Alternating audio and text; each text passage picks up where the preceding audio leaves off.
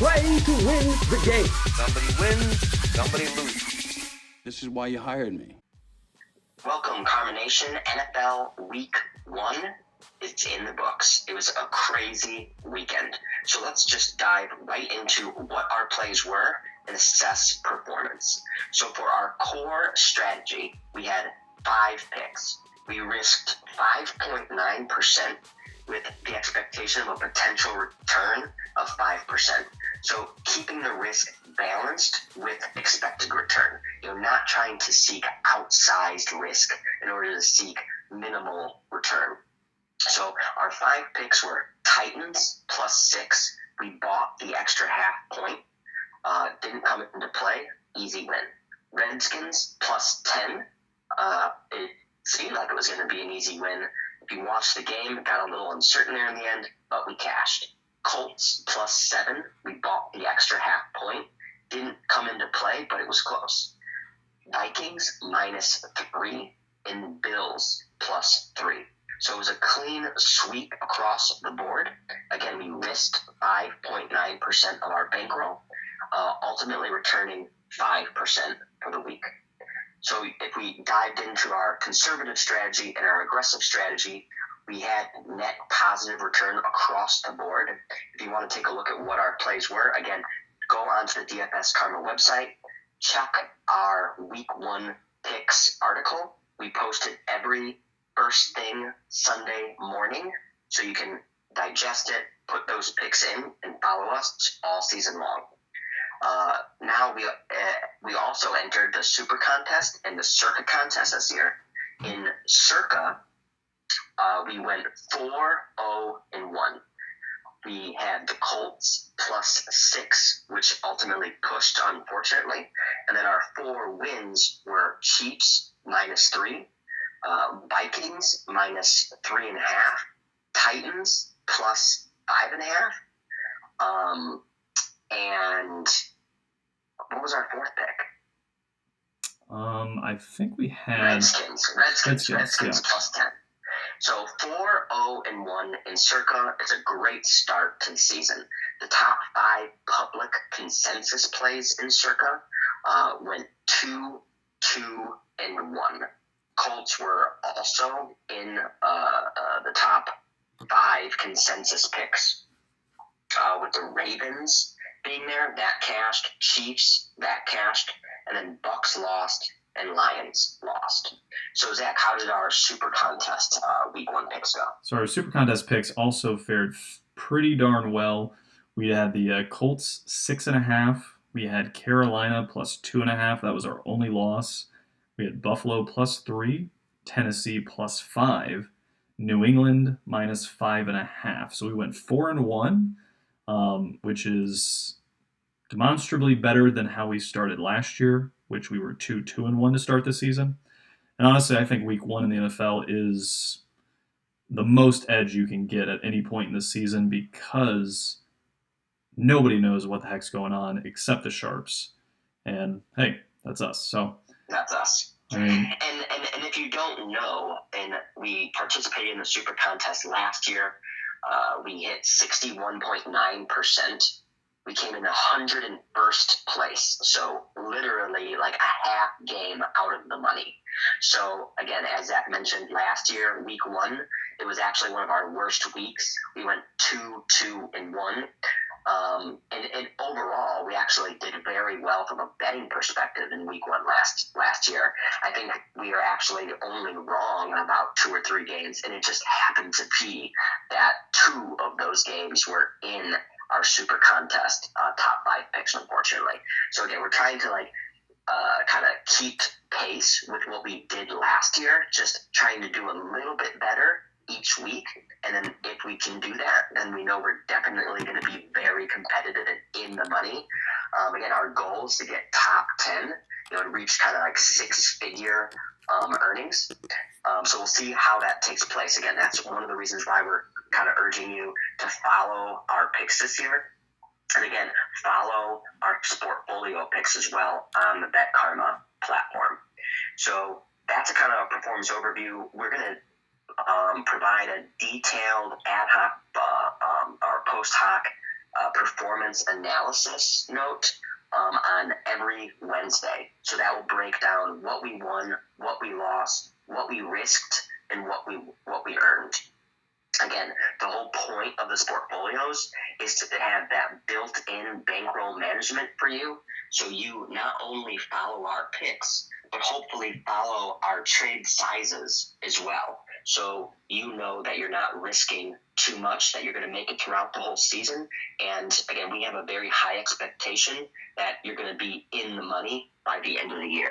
So if you followed us from week 1, as of this morning, then already you're in the green. You're following right along with us.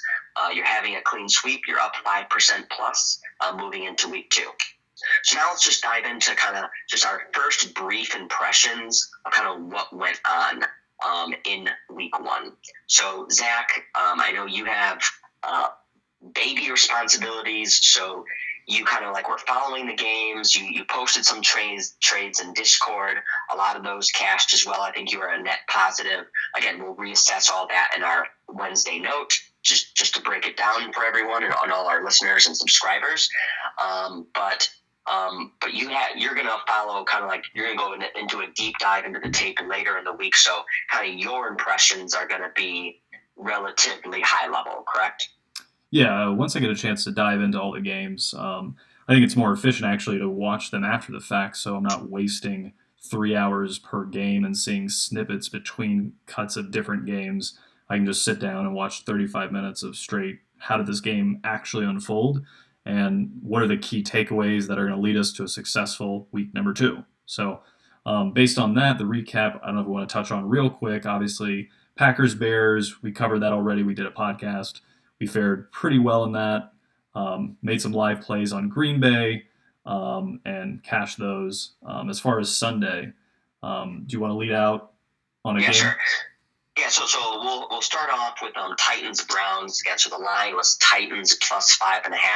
We had Titans in both our Super Contest and our Circa play, as well as our BetKarma portfolios. So it was one of our highest conviction plays, and the Titans ended up winning outright. I don't know if I kind of saw this coming. Titans won 43-13 in Cleveland. Baker Mayfield threw 3 interceptions, was just in total disarray. And that was one of the reasons why we kind of liked the Titans at that plus 5.5 range, because we were expecting that, there's a lot of hype around the Browns, and ultimately on the season, we are bullish on the Browns. We like the Browns over the course of the season. If you listen to our kind of season overview on the Browns podcast that we posted maybe 2 weeks ago, we said, hey, this team might start off slow because, they don't have chemistry. All the pieces aren't fitting together right at the beginning of the season, and that really demonstrated itself in this game. And so kind of what our expectations were, they came to fruition, they materialized. Titans just completely smothered the Browns offense. I watched most of it, but again, like Zach, I'm going to have to do a deep dive into it and watch the film over the course of the week to really get fully abreast of the game. But Baker Mayfield, 285 yards, 1 touchdown, 3 picks. Derrick Henry broke off a 75-yard touchdown. A.J. Brown, the rookie, 3 catches, 100 yards for Tennessee. He had a nice long pass. It almost broke it in for a touchdown. So that was definitely Titans performed as well as we thought. Browns underperformed like we thought. And, any comments on this game? No, just gotta buckle down, watch it, see what played out. So how about Ravens-Dolphins? I don't think we need to talk too much about that one. I think this was on everyone's radar as the number 1 pick in the Super Contest. A game I was also favorable in. As soon as they traded Tunzel, I posted my pick of -6 Baltimore plus 100 and Baltimore money line. So that's something I jumped on immediately as soon as it was clear as day that the Dolphins were tanking the season. Obviously, that's not the players, that's the management. But if you don't have NFL caliber players playing on your offensive line, not sure how you're going to stop a team, let alone a Ravens aggressive defense. So, yeah, and you were pounding the table on our private discussions, and on the Ravens, and you wanted to put the Ravens in the Circa Contest and in Circa. I'm definitely the responsible party for not wanting to put the Ravens in. Again, it's not that I was bearish on the Ravens. It's just, the betting expert inside me just is uncomfortable taking a pick that is just supremely popular by the public on the road, as a touchdown road favorite. It just, it makes my hair stand up. I just really don't like it. It's hard to pull the trigger on it, even irregardless of the fundamentals. But like you mentioned, I mean, sometimes the fundamentals are just overwhelming and are a screaming buy. You are totally right. The Ravens just carved the Dolphins up. I think there's going to be a slight overreaction, if not maybe a huge overreaction to this game, though.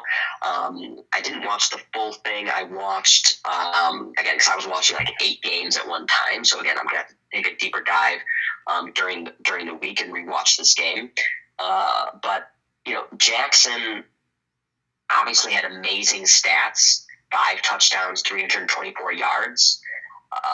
155 quarterback rating, but RG3, who eventually came in because they were just dominating the Dolphins so badly, also was like 6 of 6 for 70 yards and 144.8 quarterback rating. So it feels like anybody who was going to play the Dolphins today was going to pick them apart, and that's exactly just what happened. I mean, there was moments, a lot of Jackson's touchdown passes, he's standing in the pocket for 3, 4, 5 seconds, just standing there, not even moving, just waiting for a target to come open.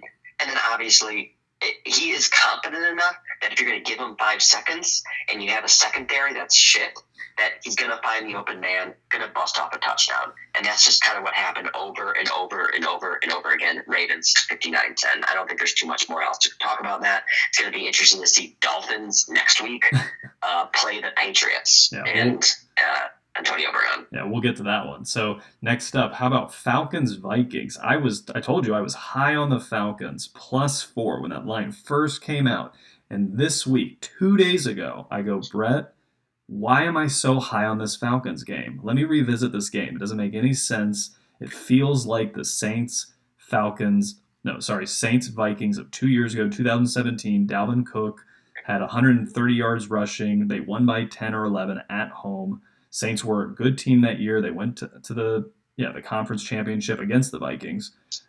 This is exactly what that game felt like when I started breaking into it.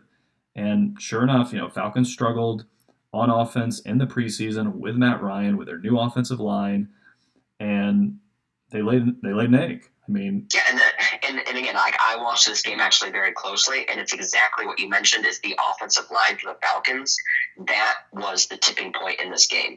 Matt Ryan, you look at his stats, not bad. If you looked at just his stats, you might think the Falcons covered and maybe even won this game. He was 33 of 46 for 304 yards, 2 touchdowns, no interceptions. That's not bad. The thing is, he was sacked a couple of times and also was just pressured over and over again, a lot of tipped passes. And just the Falcons' offensive line was just its biggest weakening point, and it was ultimately why they sunk. The other thing is, one of the reasons why we moved off the Falcons actually was so the Vikings opened up -5, and over the course of the week kind of trickled lower and lower, 4.5, 4, all the way down to 3.5 close. And the thing is as we kind of talked about this game, it never really went down to 3, which is obviously a key number. It always hung with that hook. So with the books basically saying like the Vikings, because the 4, 5, there's some value to 4, but once you've broken through like that number, like it's kind of like all the same. And the number was always going to give the Vikings that benefit of the doubt of the 3.5 or better. It was not going to come down to 3, even as much as the public was hammering the Falcons, which they were. So, we kind of like came around. The Vikings really play well week 1s at home. And we're really bullish on Dalvin Cook as well. If you go back to one of our previous podcasts from the Packers game, we're kind of rehashing some of the games coming up. And one of the things I mentioned is that Dalvin Cook could be a top 5 running back in this league. The thing is, he struggled with injuries, and he definitely showcased that in this game. 21 carries, 111 yards, 2 touchdowns. He just picked apart the Falcons. Well, and duly note, I picked this up from a podcast I think last week. Also, is I think Mike Zimmer has the best record against the spread of any coach in the NFL, even better than Bill Belichick. So, just a quick little anecdote for you. Yeah, and so again, Vikings cashed. We had them in the BetKarma portfolio and also in our Circa Contest picks. So moving on to the Bills-Jets. So this was another game that we kind of flipped on. So Jets were kind of -3 basically the whole offseason and most of the week. And then within the last few days, kind of flipped off that key number down to 2.5, and that really raised our eyebrows. Kind of like what I was just mentioning, that the Vikings, they moved down from 4.5, 4, 3.5, but it never got to that key 3 number, and then certainly not through it. If you move off that key number, that's a huge move. The books are making a statement with that.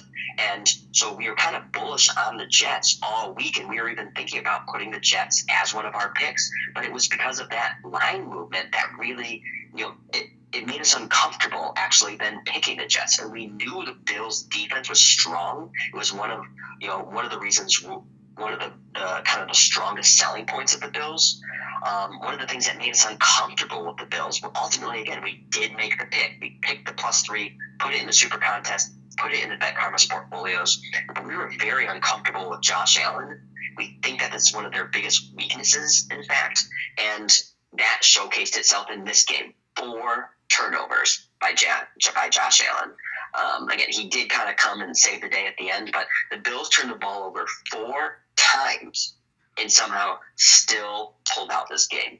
And again, it was because of the Bills' defense. The Bills' defense gave up only 1 offensive touchdown. The other touchdown that the Jets got was actually a defensive touchdown, courtesy of Josh Allen. And one thing I want to touch on in this game, I'm curious to watch it because we didn't really talk about this point, but this actually would have furthered our interest in the Bills line, is Adam Gase is his first game as the Jets head coach. Le'Veon Bell, new receivers. There's a lot of new things going on, and I'll look back, but I feel like there's a lot of games that the new coaching staff struggled. So yeah, a lot of moving pieces. I think it was a theme for this week. So when we revisit, we'll touch on that later in the week as well. Yeah, and again, like I wouldn't sell the Jets off this game. There's a lot of things that I liked there. I liked some of the things I saw from Darnold. The Jets defense actually looks very, very strong.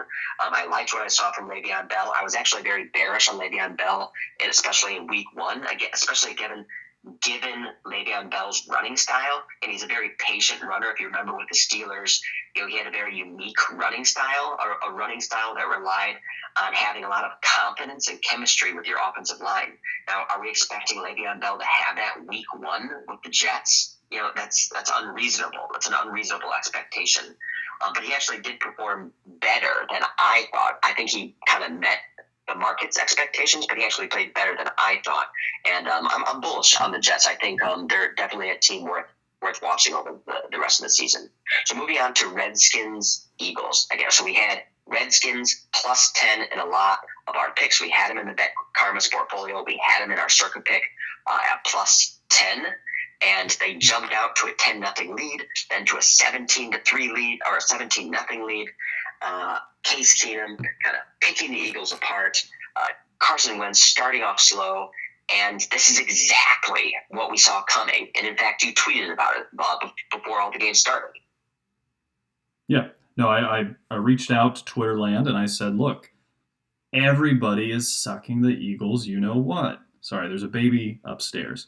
So the truth is that it's gotten so absurd, the Eagle love, that it was almost as if the Redskins weren't a team. Like, the Redskins are not the Dolphins. Like, let's just be clear. Yes, they may not be good. Yes, they don't have all the pieces, blah, blah, blah. Yes, Jay Gruden may be the first coach fired. But they don't think they're bad. And their defense is fairly strong, relatively speaking. And so, yes, I would say top half of the league's type strong. Yeah, and so it's a division game, which historically, especially first weeks, perform very well. They're playing the Eagles. I mean, to me, the first half, I mean, honestly, I just thought plus 10's way too many points to give in a division game of this caliber. I mean, and Carson Wentz coming off his injury, he hasn't played. He's going to be rusty. New Deshaun Jackson receivers.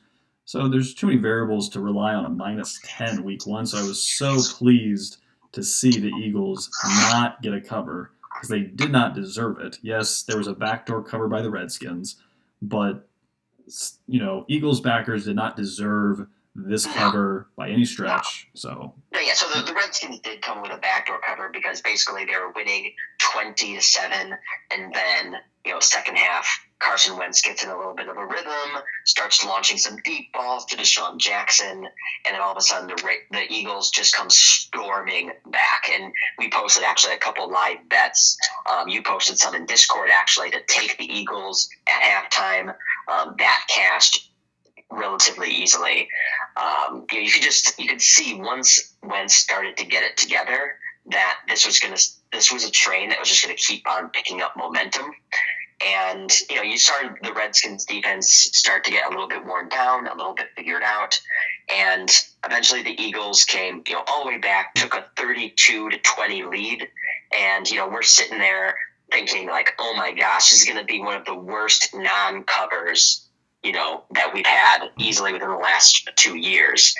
And fortunately, last drive of the game, Case Keenum leads the Skins all the way down the field for a touchdown with just a few seconds left in the game. We get the cover. It's technically a backdoor cover, but the Redskins was the right side. If the Redskins didn't cover that game, it would have been a crime. Yeah, I agree. And moving on, let's get to the Rams-Panthers. What did you see there? So Rams won 30-27. We had the Panthers minus 2.5 in the Super Contest. Not only was it our only loss, and trying not to play Monday morning quarterback and having the benefit of hindsight here, but man, I'm really disappointed in this pick because especially the plus 2.5, as you know, kind of like all off season, we really liked the Rams going into this game, but similar to the Jets-Bills, it was the line movement that raised our eyebrows. So kind of was Rams minus 3 for the longest time, and then it moved off that key number down into Panthers plus 2.5, plus 2, plus 1.5, plus 1. And then, I think it closed around that plus 1, plus 1.5 range. A lot of sharp money coming in on the Panthers and the public loving the Rams. So our fundamental analysis said it's Rams, it's Rams, it's Rams. Rams might now, kind of like during our discussion on what our pick should be, we were talking about how the Rams could start off slow. Again, a lot of their starters did not play in the preseason. If we look back at week 1 last year, the Rams started off slow. They were losing to the Raiders at halftime in week 1, but again, had a very strong second half. The rhythm started to come into play during the third and fourth quarters and then blew out the Raiders. Now, the Rams did start off a little bit slow, but so did the Panthers. The Panthers had some pretty key turnovers. This was the Rams game, though, pretty much the whole way. The Panthers flirted for a little bit, possibly covering, but this was a fully legitimate Rams cover. So moving on to Chiefs-Jaguars. So we had Chiefs minus 3 in our Circa Contest. We flirted with putting it into the Super Contest. The line was slightly different in the Super Contest. It was Chiefs minus 3.5. So that half made us a little bit uneasy, understanding that Mahomes actually had one of his worst games, still a good game, but one of his worst games versus the Jaguars defense last season. And then obviously Jags having Nick Foles this year, being a lot more offensively potent. The Chiefs defense still being a little bit questionable. Especially going into Jacksonville where the heat was we were expecting it to be over 100 degrees, a stout Jaguars defense that the Jaguars had the potential to cover this game, if not even win it outright. We still thought the Chiefs would win, and that's one of the reasons why we took that minus 3. But we could see this game being a 3 or 4 point game. Yeah, and honestly, I think the biggest disappointment I'm curious to watch is the Jags defense just not showing up. I mean, I thought that was going to be their MO going into this game, so I'm curious to see how that unfolded. Yeah, and I think that, I don't downgrade the Jags D too much. I just think that's just how good Mahomes and this Chiefs offense is. And, they were just as explosive as they were last year. Again, what kind of like came down to the bottom line of why we leaned Chiefs in this game, and this is one thing we talked a lot about during our private phone calls, was this comes down to Andy Reid versus Doug Marrone. They are preparing all offseason for this game. Who do you trust more, Andy Reid or Doug Marrone? Is Doug Marrone going to outsmart Andy Reid to win this game? And just the answer was like, hell no. Yeah, I believe Andy Reid's also about 5-2 against the spread in his last 7 opening games. Yeah, and one of the things that I thought about just from 2 years ago, if you recall, opening day, week 1, Thursday game, Chiefs, Patriots. And again, Andy Reid actually outsmarted Bill Belichick on opening day, and the Chiefs beat the Patriots by 14 points. So, obviously everyone recognizes Andy Reid's one of the best coaches in the NFL, but I think sometimes he's even still a little bit underrated, mostly because he hasn't won a Super Bowl. But that's kind of what it came down to me. One of the leading headlines of this game, of course, is Nick Foles. I think he broke his collarbone, probably going to be out for the season. That leaves now a rookie quarterback. And then also Tyreek Hill injured his shoulder as well. And I think he's going to be out at least a couple weeks, they're saying. So moving on to Chargers-Colts. So we were most bullish on the Colts. So we had the Colts in both the Circa Contest and Circa and all of our BetKarma portfolios. So we loved the Colts going into this game. We thought they could win it outright. And if you watched the game, they should have won this game outright. Of all the kickers, and Adam Vinatieri misses 2 field goals and an extra point. And then in addition to that, the Chargers on the first drive all the way down the field, get a field goal. No big deal. Oh, but there's roughing the kicker. So now it's 1st and goal. Chargers get a touchdown. So instead of getting 3 points, the Chargers now have 7 points. So that's an extra 4 points now. Then Adam Vinatieri loses us another 7 points. So that's 11 points. This game should have swung like the differential. Instead, this game goes to OT. Colts lose in OT. It was actually a huge loss or push because the Colts were plus 6.5 in the Circa Contest and only plus 6 in Circa. So we pushed in Circa. We won in the Circa Contest, and we also won in the BetKarma portfolios because the Colts closed plus 6.5. So that Circa plus 6 line, it was like bullshit. It was artificial. It never even happened. So, but definitely, Zach, you'll have to look into that one during the week. Yeah, definitely check that out. Moving on to Bengals Seahawks. So we also loved the Bengals. Bengals closed plus 9.5. We flirted with putting it both in Circa Contest and Circa. Kind of what ultimately caused us to not put them in either was because we liked the Redskins so much. We're like, do we really want to put Redskins plus 10 and Bengals plus 9.5? We're like, are we getting too cute with that? And we liked the Redskins a little bit more than the Bengals. So we ultimately just put the Redskins in. But we did put the Bengals in our aggressive BetKarma portfolio. Bengals easily covered this game. We're winning for a majority of the game, in fact. And John Ross had his coming out party, 7 catches, 158 yards, 2 touchdowns. He was a rookie like a couple of years ago. He was very highly touted. He got injured, missed a lot of the season. Was kind of flown under the radar here, but both he and Tyler Boyd, that's like, or not Tyler Boyd, but Tyler Boyd. Tyler Boyd. And John Ross, it's going to be a nice duo. This is one of the big reasons why when AJ Green went out, we were posting all over Twitter and in some of our preseason articles that we posted on DFS Karma, how AJ Green is a non-factor to us. Like, hey, if he comes back on the team, great, but we're not downgrading the Bengals because of no AJ Green. Yeah, I mean, Andy Dalton threw for over 400 yards, so I would say AJ Green, do they need him? Yeah, indeed. So Seahawks ultimately did end up winning it 21-20, which is also good for our BetKarma portfolios because we actually did have a 3-team money line parlay that had Seahawks money line in there with the Vikings money line and the Eagles money line. So that was our 3-team home team money line parlay that cashed. A little bit nervous, but it cashed. So moving on to Cowboys Giants. Cowboys won the game 35-17. The line closed +7. We flirted a lot with putting the Giants +7 in some of our contests. But we ultimately decided not to, mostly because the reason why the Giants ultimately lost this game was because of their horrendous defense. The Dak Prescott, 400 yards, 4 touchdowns. He had a perfect quarterback rating. That's how bad the Giants' defense was, not how good Dak Prescott played. So I think there's going to be a lot of headlines around Dak Prescott played amazing. Man, he really is going to try and really earn that contract now. And I think it's just completely misleading. But yeah, he played good. He had a good game.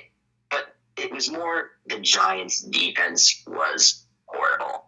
And it ultimately ended up costing the game. Giants actually came out to a 7-0 lead. And I was thinking, oh man, that Giants offense, and the Giants offense is not going to be their Achilles heel this year. It's going to be their defense. So luckily, the argument and the core thesis around having such a crappy defense was the reason that it pulled us off putting the Giants in Circa or the Super Contest or the BetKarma portfolios. We kept them out of all of it. And luckily, so moving on to Lions Cardinals. This was another game that we kind of went back and forth on. Yeah, I think we were leaning heavily Lions. We considered the Cardinals, but when you're in the NFL space for long enough, you realize what the Lions are, kind of like the Browns. Until proven otherwise, you cannot trust them until you understand what this team is. And with Matt Patricia as head coach, it was basically our reasoning for laying off the Lions. We thought talent-wise, Lions should dominate this game, and they did for 3.5 quarters. Then Matt Patricia was the head coach, and he gives away 6 points just because he's the head coach. And sure enough, we get OT. Cardinals probably should have won the game. I really wish they did, just to kind of put a nail in the coffin a little bit. But yeah, in fact, once it got into OT, the Cardinals probably should have won. But this was the Lions game, pretty much from start to finish. The Lions were on the verge of running the clock out. 3rd down, Stafford tosses a swing pass to one of his running backs. The running back looked like he was so wide open, he probably was going to go for a touchdown. At minimum, it was going to give him a 1st down, run out the clock, game over, Lions win. But no, Matt Patricia, unbeknownst to Matthew Stafford, in fact, calls a timeout. And so they have to redo that 3rd down play, then get stuffed, then have to punt, and then the rest, the Kyler Murray magic starts to happen. We go to OT, each team gets a field goal, tie game. Cardinals cover +2.5. So kind of like earlier in the game when the Lions were crushing, I was texting Zach saying, oh man, Lions -2.5. We probably should have done it. We liked the Lions basically all off season. Matt Patricia, the Lions are so much better than the Cardinals. Even discounting for Matt Patricia, the Lions are going to win this game. But nonetheless, our core thesis eventually did come around. Matt Patricia caused the Lions not to cover. Jesus Christ. Yeah, glad we kept some coaches, how Belichick puts his team in a position to succeed and be in a position to win. How many of these coaches put their team in positions to straight up lose when they should win? It's baffling to me. Yeah. So again, something to keep in mind when handicapping the Lions moving forward. The Matt Patricia effect. Moving on, 49ers Bucks. Ooh, this was another game that we went a little bit back and forth on. You were kind of on one side, I was kind of on one side, and then we flipped sides, and then we were both on the Bucs, and then we both were off the Bucs, and then I really wanted the Niners, but then you were uncertain about the Niners, and ultimately we didn't put any of these plays in Super Contest Circa or the BetKarma portfolios. Kind of left it off because there was just we were going back and forth so much on this that it was like, all right, we don't know what's going to happen. I just want to touch on the good thing is moment of clarity did eventually come, and we were right. Is reaching out on Twitter to Dave Essler, who, if you know who he is, you should follow him. He's a sharp man, knows a lot about football, a lot about sports. Well, I posed a question to him: why is everyone on the Bucs? So as you see in the Super Contest, the number 4th most popular pick this week was the Tampa Bay Buccaneers. New coaching staff, Jameis Winston, lost Deshaun Jackson. They don't have a running game. Their defense is not going to be very good. Why is everyone obsessed with the Bucs? Was my question essentially. And because it doesn't make any sense. Because if everyone loves something and you don't understand why, generally it's because either you are missing something or they are missing something. And when the general public believes the same thing, that doesn't make any sense, well, I'll go the other direction. And so I came around to Brett's side and was like, you know what? Totally off the Bucs. And in fact, I made a play on the 49ers anyways because of that fact. So yeah, and this is like one of the key things too, is if you followed kind of the BetKarma expert picks that we posted onto the DFS Karma website and will eventually be posted on a regular basis on the BetKarma platform when it's released in a couple weeks. You know, we kind of all of the staff's, the NFL staff's expert picks. You know, we released them on Thursday. It's just so premature that you cannot take it as gospel. Between Thursday and kickoff Sunday, you know, Zach and I, we do some of our most kind of deep dive research changing fundamental reassessments. And this is like a perfect example of that. I think you and I actually both picked the Bucs. We did. On Thursday. And then by Sunday kickoff or prior to Sunday kickoff, now we're both on the Niners. Yeah. So much so that we were making trades on the Niners. Yes. Basically as the game's about to start, you know? Yeah. So last game of the day, Patriots, Steelers. So this was another game kind of all off-season. We really liked the Steelers. Granted, in the off-season, Steelers were +7. And so then over the course of the summer training camp, preseason, and then within the last week, Steelers just kept creeping lower. 7, 6.5, 6, ultimately closing 5.5 in that 5.5 range. And kind of when we started to really do our deep dive research, you know, doing our 2-hour-long conversation on Friday nights, we really just kind of came to the conclusion that this is actually Patriots or bust. You know, we kind of thought that actually what a more market neutral line on this game was going to actually be Steelers +7. That's what the line should be. But it moved off that, and it moved to Patriots -5, -5.5. And so that's not a true line on this game anymore. So therefore, we thought it was kind of Patriots or bust at this point. And again, moving on to Bill Belichick, week 1, at home, Tom Brady, it almost turned into a no-brainer. So we had the Patriots in the Super Contest. We had the Patriots in the BetKarma portfolios, and it turned into an easy cash as Patriots just dominated the Steelers 33-3, and they did it from start to finish. And something to add to that, in the Super Contest, only 9.5% of picks were on the Patriots at the number 24th slot. So this was a sharp pick in the Super Contest. And you can't, there's very few times you can be sharp and take the Patriots. And this was one of those times. So I love it. Okay, so that's a wrap up of kind of what happened on Sunday. Now let's spend just like the next 10 minutes just very quickly. Zach, you haven't seen the lines for week 2. I haven't seen the lines for week 2, but I'm looking at them right now for the first time. So I'm going to tell you the matchup, Zach. Again, I know you haven't had an opportunity to really digest fully what's happened in week 1. Again, you're going to do that throughout the week, rewatch all the game tape.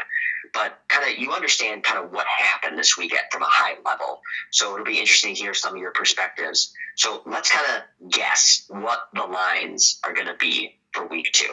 Okay. So here we go. So Thursday night, it's Bucks at Panthers. What's your line guess? Interesting. It's probably 3.5 maybe. Yeah, that's my guess. Panthers -3. Panthers -6.5. What? Yeah, That's crazy. That's much. It's too, I mean, it's a division. It's a division game. That's okay. Interesting. Yeah, I'm going to say, so let's also say, our initial leads. Again, this is Sunday night. So we were just saying earlier that, hey, don't trust what our picks are going to be on Thursday. So definitely don't trust necessarily what our leads are on Sunday night. But let's just give our initial leads. I think it sounds like Bucks. I mean, yeah, definitely. I mean, didn't Jameis Winston throw 2 pick sixes? That's not going to happen again. So yeah, I mean, Jameis Winston threw 3 touchdowns. He's so good. He actually threw 2 to the other team. Yeah, and again, the appearance of the Panthers playing the Rams well, didn't Christian McCaffrey have most of the yards for the Panthers? It was a one-man show. It's a one-man show. Cam's still struggling to get his form back, and he wasn't that good of a passer to begin anyways. So yeah, I'm definitely leading Bucks +6.5. Okay, so next game, Colts at Titans. Colts at Titans. Titans are going to be favored, probably 3.5. Titans -3. Okay. I got no lead here. That's a tough one. Something. Yeah, I think this is a fair 3. Yeah. All right, next, Chargers at Lions. Chargers at Lions. Well, it's probably a Chargers -1.5. Chargers -3. Oof, it's laying a lot. I'm gonna lean Lions here. Yeah, I would too, because from what I'm gathering, remember, Lions played well for 3.5 quarters, right? Chargers actually weren't very impressive. Jacoby Brissett had what? He was 80% passing or something ridiculous. He had a good game. He had a great game. The thing is, the Chargers offense definitely did look good. So I don't know if that was a consequence of the Colts defense struggling, or just that's how good the Chargers offense is. I mean, obviously, Chargers are going to have a strong offense. The thing is, Mike Williams, he hurt his knee.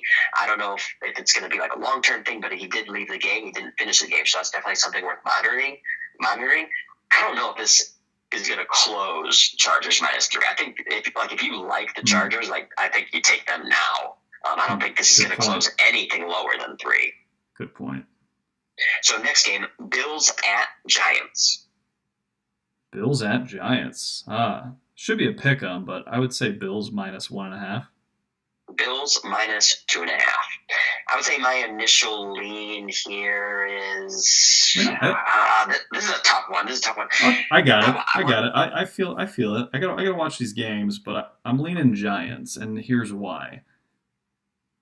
Giants may have a horrible defense, but can Josh Allen capitalize on it? I don't know. That's true. And if they're on the road, I mean, another 20-17 type game, but the Giants on top, I'll take the points.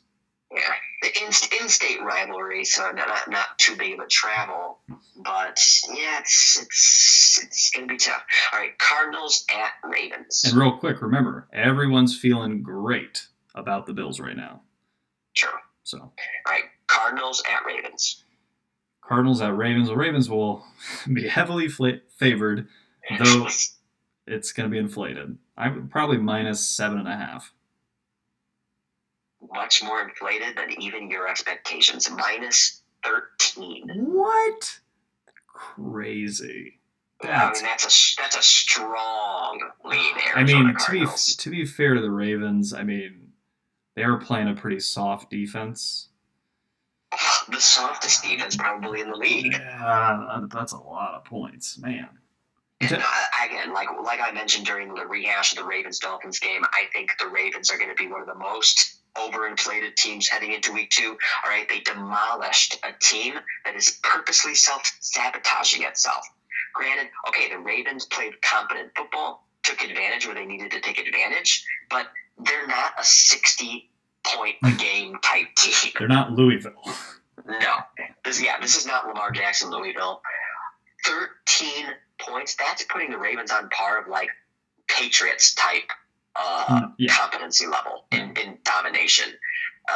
This is, oh my gosh! Like, real quick, this is why I love Week 1, is because this 13.5 should have been the Dolphins line, right? Yes. And just look at the market. The most heavily bet game was the Ravens. This game should have been 10.5, 11, 13, whatever. It wasn't, because it's Week 1. Well, now look at the overreaction. The Cardinals, I mean, they're getting rhythm. Ravens' defense is not what it was last year, no matter how well they play against the Dolphins. No, and I see a bunch of people on Twitter pounding the table saying, look how dominant the Ravens' defense was. Oh, dude, they were playing the Dolphins. A second-string offensive line, all 5 of them. They're not starters. The coach got fired for calling it out. He literally said, there's one offensive starter on my offensive line. It was Tunzel. They traded him and they fired the coach. I mean, that's a dumpster fire. I've never seen a dumpster fire in the NFL. This is the first time. And it doesn't mean they're going to lose every game or get blown out every game. It just means that there's no way you can trust the Dolphins until they prove something. Yeah.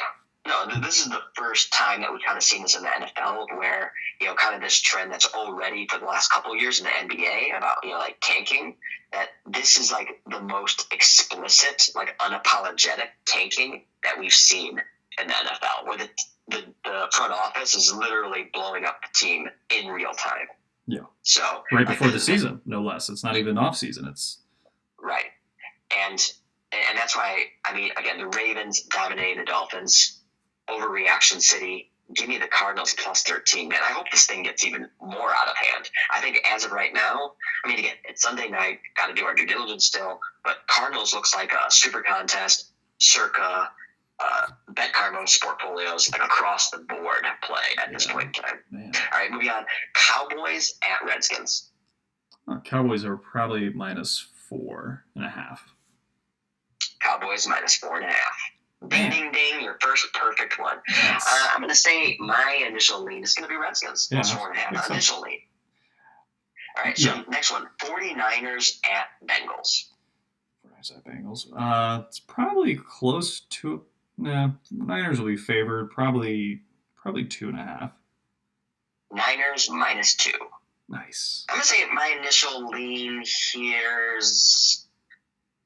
probably Bengals. I mean, the Bengals defense showed up. I mean, significant improvement from last year. I mean, unless the Seahawks offense is just that inept, which they didn't look inept. Real quick, I want to touch on this. This is really important too. I think is 49ers coming off this win in the heat have to go home and then go back to Cincinnati. So cross country. Because remember the flight change when you're sleeping. Because I live in California. And I'm from Florida, so I understand it, is there can be a little sleep deprivation for a day or two. So you might lose a little focus, practice, walkthroughs, whatever. And then you have to go back to Cincinnati, which you're losing an hour again. So just... No, that's a great point. Actually, what's worth looking into is, are the Niners staying on the East Coast? And because that in itself can throw you off, though, as well. Again, you're not in your own practice facility. You're not in your natural surroundings. You're out of town for 2-3 weeks at a time. So it'll be interesting to see kind of what their travel plans are.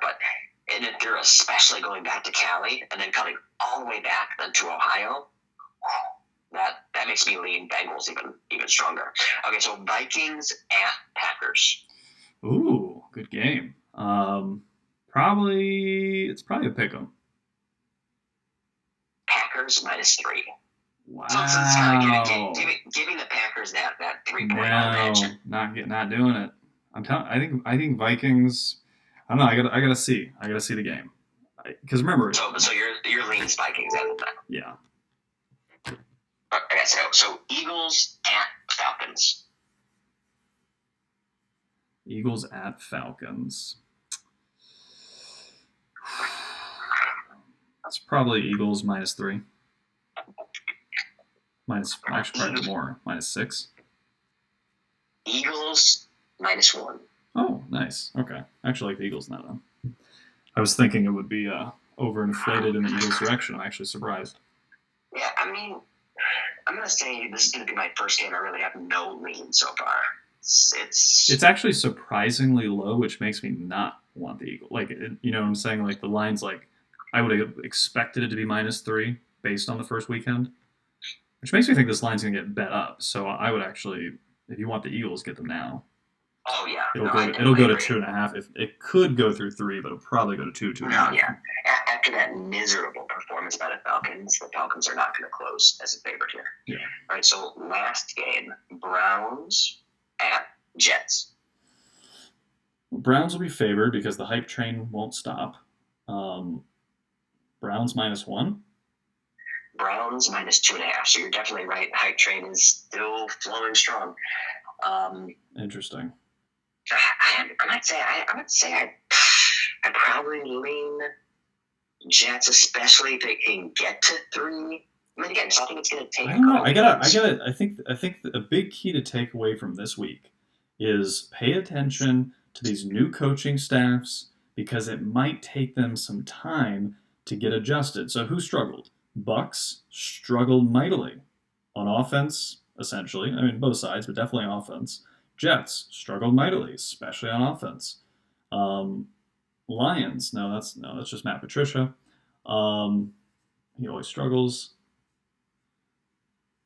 Oh, definitely good points. I don't have a strong lean here either. So there's a couple other games next week, but lines are out yet, given that the Texans still need to play, the Saints need to play, the Raiders need to play.